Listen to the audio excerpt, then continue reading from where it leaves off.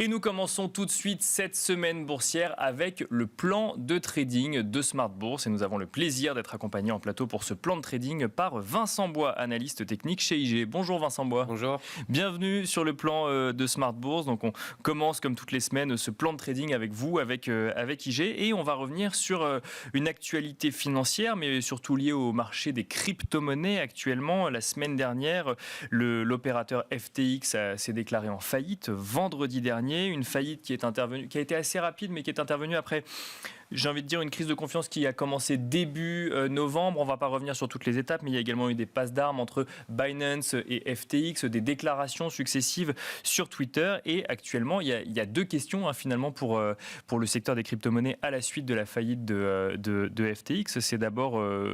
les utilisateurs de FTX vont-ils pouvoir retrouver leurs fonds qui sont sur cette plateforme alors que la plateforme s'est déclarée en faillite et les retraits ont été bloqués, pas pour tout le monde mais ont été bloqués.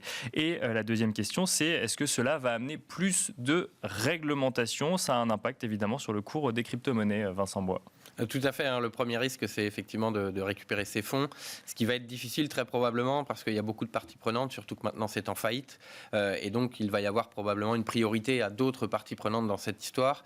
Des fonds qui ont disparu et donc on ne va pas les faire réapparaître. Donc, récupérer ces fonds va être très compliqué, très probablement, pour les personnes qui ont des fonds, des particuliers ou même des institutions. Donc, pour la réponse à la première question, ça va être très difficile.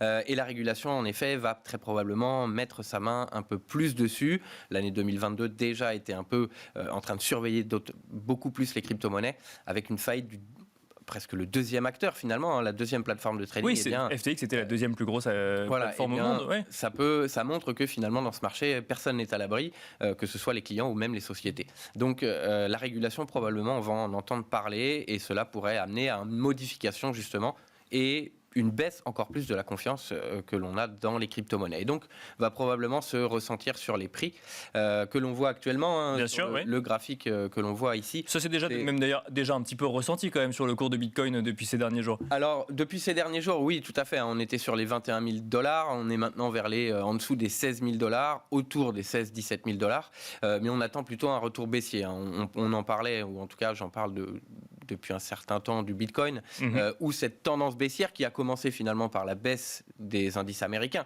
et donc qui était très liée aux indices américains, qui s'est commencé en novembre, et va se poursuivre, et probablement on peut aller chercher actuellement les 13-14 000 $. C'est l'objectif que l'on voit ici sur le ruban bleu justement, l'extension de Fibonacci, les 12 900.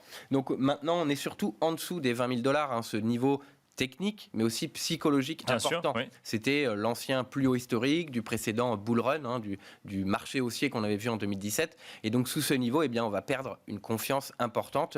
Et puis, toutes les personnes qui sont rentrées après septembre 2020 sont maintenant en négatif. Donc, la confiance, plus la baisse des prix, plus les acteurs qui sont en train de tomber, finalement, FTX, mais très probablement les conséquences sur d'autres acteurs dans les crypto-monnaies. Il y a un risque de tache d'huile, effectivement, de crise de confiance qui pourrait avoir un impact sur d'autres plateformes de crypto-monnaies? Bien sûr, on entend justement certaines rumeurs sur Crypto.com, qui est une plateforme importante, qui a également fait du sponsoring de sport. Il y avait la F1 ce week-end, on voyait justement Crypto.com. Il y a des risques ici. Il y a UOB aussi qu'on entend un peu moins ici en Europe, qui est plutôt en Asie, mais qui est une plateforme importante et qui pourrait... Rien n'est vérifié, rien n'est fait. Avoir des soucis de liquidité. Mais il pourrait y avoir d'autres acteurs également. Donc il y a un sujet confiance. Je reviens sur le graphique que vous nous présentez donc sur le cours du Bitcoin. Vous nous disiez qu'il y avait déjà une tendance baissière avant les événements de la semaine dernière. Selon votre analyse, est-ce que vous revoyez votre analyse avec encore plus de potentiel de baisse avec les événements de la semaine dernière, ou on reste sur la tendance que vous aviez déterminée? Non, pas vraiment. On reste pour le moment, en tout cas, sur le point bas, sur les 13-14 000 $, qui est plutôt technique, sur la liquidité, qui est présente justement entre 13 100 et 14 000 $. Donc pour moi, à court terme, ce n'est pas une raison pour avoir finalement une perspective plus baissière. Je pense que dans les graphiques et dans l'analyse on-chain, donc de la blockchain, on pouvait voir que la tendance était baissière, probablement parce que cet événement était déjà pricé, ou en tout cas, on voyait FTX très probablement qui agissait pour essayer de se couvrir, ou ce genre de choses. C'est pour ça qu'on le voyait précédemment sur les graphiques, sur l'analyse on-chain et sur l'analyse de la liquidité, sans savoir finalement que c'était ça qui amenait à une tendance baissière. Donc le point bas 13 000, 14 000 pour le moment. Mais on peut par la suite aller plus bas parce que si on regarde justement, on va regarder le Dow Jones, on va regarder des indices qui rebondissent, qui ont une première tendance baissière sur l'inflation et puis on va se diriger petit à petit vers la récession. Donc, ici, pour moi, on parlait du Bitcoin et ça va être la même chose avec le Dow Jones. Un point bas sur les 13-14 000. Est-ce que vous voyez une corrélation directe entre les deux ou en tout cas vous l'identifiez précédemment dans les analyses techniques Oui, il y a une corrélation. Si on regarde le point haut ici, eh bien, on retrouve la fin de l'année 2021. D'accord. Bitcoin, c'est pareil. C'est le même type. Le Dow Jones a baissé un peu plus tard, mais si on regarde le Nasdaq 100 sur l'indice technologique, le point haut est en novembre, au même point que sur Bitcoin. Donc la corrélation était extrêmement importante. À court terme, on peut se poser des questions sur cette corrélation puisque le Dow Jones que l'on voit ici est en train de progresser. Bien sûr, il réagit aux annonces, enfin en tout cas aux chiffres de l'inflation potentiellement, alors que le Bitcoin réagit à une actualité propre à son secteur. Tout à fait. Mais pour moi, la corrélation est encore assez forte. Et donc, voilà, on a un rebond actuellement. Personnellement, sur le Dow Jones et les indices américains, j'attendais une autre jambe de baisse pour aller chercher d'autres niveaux sous les 30 000 points qu'on n'a pas eu parce que justement il y a eu ce rebond. Alors il faut voir aussi que le rebond s'est réalisé était aussi fort parce que beaucoup de gens sont avec des options de vente, sont plutôt à vente à découvert. Mais lorsqu'il y a un rebond et que vous avez des produits qui vendent le marché, vous allez vous protéger en achetant des actions et en achetant des Bien sûr, oui, d'accord. Donc ça va augmenter la hausse alors que la majorité du marché est à la baisse. Donc pour le moment, mais en se protégeant de ces positions à la baisse, on fait augmenter le marché. Exactement. C'est ça d'accord, voilà. Le mouvement est encore plus puissant alors que beaucoup sont avec des produits qui sont finalement pour investir à la baisse. Donc finalement, ça veut dire qu'une hausse d'un indice peut être un indicateur pour dire attention, il y a beaucoup de gens qui sont orientés à la baisse actuellement sur cet indice. Tout à fait. Il y a beaucoup de. C'est comme ça qu'il faut bien regarder derrière en fait quels sont les mécanismes à l'œuvre. Tout à fait. Il y a des ratios, c'est le put-call parity, donc le nombre de personnes qui ont des produits qui vendent et des produits qui achètent. Et on était au plus haut, donc ça veut dire que la plupart des gens, la plupart des investisseurs sont à la baisse, mais protègent leurs produits en attendant que ça baisse réellement. Donc finalement, on peut se dire que le Dow Jones, comme les indices américains, Nasdaq 100, S&P, devraient continuer de baisser. Ici, c'est extrêmement important. On a eu une hausse de 7,5% sur le Nasdaq jeudi après l'inflation, alors qu'on est toujours à 7,7% d'inflation. Donc, et que la Fed se montre toujours assez agressive et toujours hawkish, donc moins accommodante. Donc ici, niveau technique, puisque nous parlons ici de niveau technique, bien sûr, oui. On a cassé la moyenne mobile 200, le trait rouge que l'on voit ici, proche des 32 530. Et d'ailleurs, lorsque j'étais sur ce plateau ici il y a quelques semaines, on était un peu en dessous et donc on a bien touché les différents niveaux. On est allé au-delà de ce qu'on avait anticipé finalement. Mais ici, on peut aller chercher maintenant les 34 000, 34 200, donc le plus haut qu'on a vu en juillet, mais qui a conduit également à une baisse. Mais pour moi, on peut encore gratter un peu de performance haussière, mais on reste tout de même dans un risque extrêmement baissier. Et au-delà de l'inflation, qui va probablement être moins regardée par les investisseurs, puisqu'on voit ce sont des bonnes nouvelles, la politique monétaire de la Fed va être un peu moins agressive. Bien sûr, on va avoir des hausses de taux, mais moins importantes.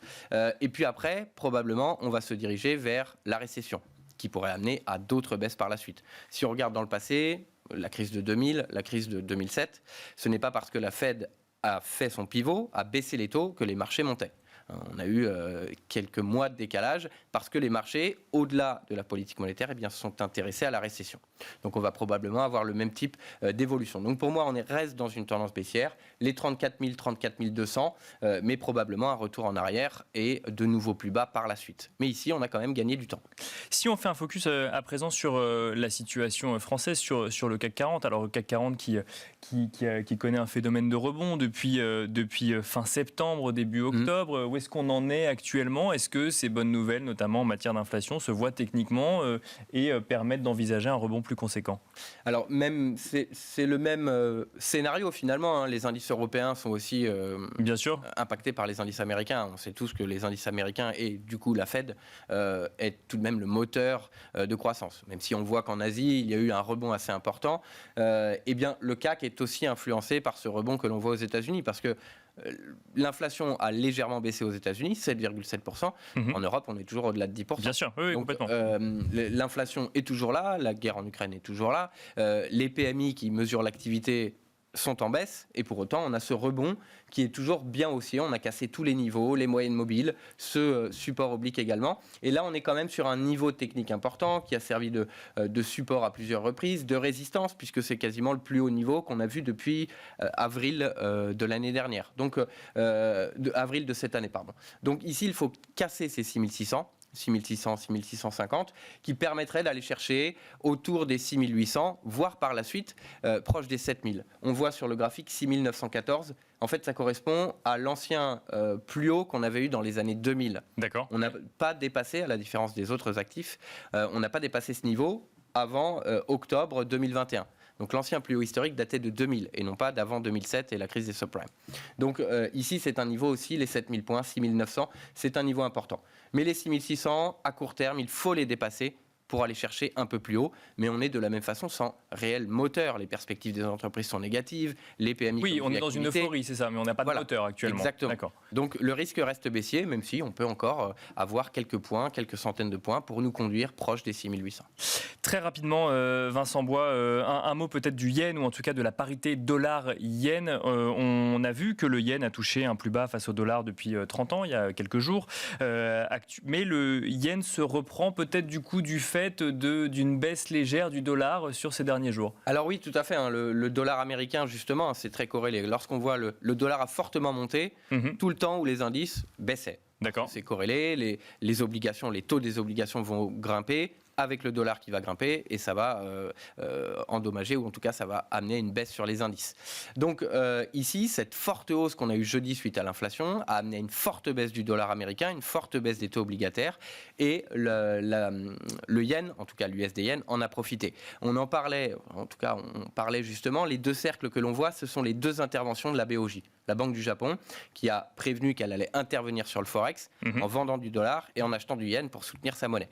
On voit que l'impact de la BOJ est très petit, alors que l'euphorie sur les marchés américains, baisse du dollar américain, la BOJ leur dit merci. Parce que justement, cela amène à une forte baisse ici et donc à un regain d'espoir sur la hausse du yen. Donc voilà, techniquement, on peut avoir ce rebond et revenir dans le canal si on a justement un retour baissier important. Très probablement, cela va rebondir. Mais on suit avec attention et donc finalement, on se rend compte que la BOJ qui intervient sur le marché n'a que peu d'effet, mais il faut vraiment un retour d'une baisse du dollar américain et donc de la confiance sur les marchés pour avoir justement un retour baissier ici et un retour haussier sur le yen. Et réintégrer le canal effectivement qu'on voit sur le graphique. Merci beaucoup Vincent Bois d'être venu donc dans le plan de trading de Smart Bourse. Je rappelle que vous êtes analyste technique chez IG. Merci.